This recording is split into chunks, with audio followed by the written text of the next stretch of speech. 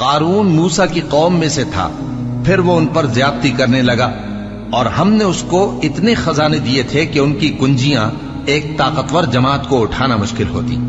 جب اس سے اس کی قوم نے کہا کہ اترائیے مت، کہ اللہ اترانے والوں کو پسند نہیں کرتا،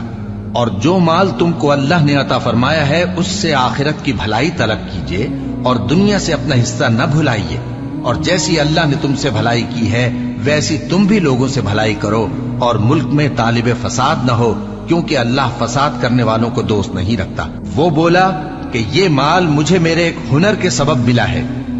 کیا اس کو معلوم نہیں تھا کہ اللہ نے اس سے پہلے بہت سی امتیں جو اس سے قوت میں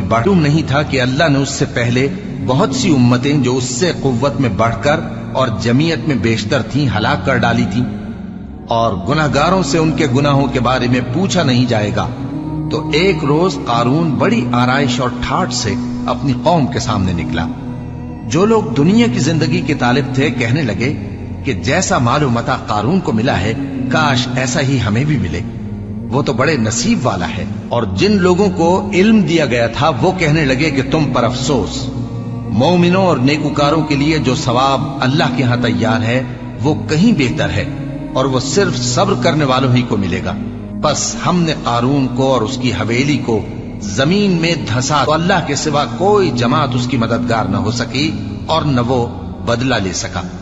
اور وہ لوگ جو کل اس کے رتبے کی تمنا کرتے تھے صبح کو کہنے لگے ہائے شامت، اللہ ہی تو اپنے بندوں میں سے جس کے لیے چاہتا ہے رزق فراخ کر دیتا ہے اور جس کے لیے چاہتا ہے تنگ کر دیتا ہے۔ اگر اللہ ہم پر احسان نہ کرتا تو ہمیں بھی دھسا دیتا۔ ہائے خرابی، کافر کامیاب نہیں ہوتے۔ وہ جو آخرت کا گھر ہے ہم نے اسے ان لوگوں کے لیے تیار کر رکھا ہے جو ملک میں ظلم اور فساد کا ارادہ نہیں رکھتے، اور انجام نیک تو پرہیزگاروں ہی کا ہے۔ جو شخص نیکی لے کر آئے گا اس کے لیے اس سے بہتر صلہ ہوگا، اور جو برائی لائے گا تو جن لوگوں نے اس کے لیے اس سے بہتر صلہ ہوگا، اور جو برائی لائے گا تو جن لوگوں نے برے کام کیے ان کو بدلہ بھی اسی طرح کا ملے گا جس طرح کے وہ کام کرتے تھے۔ اے پیغمبر،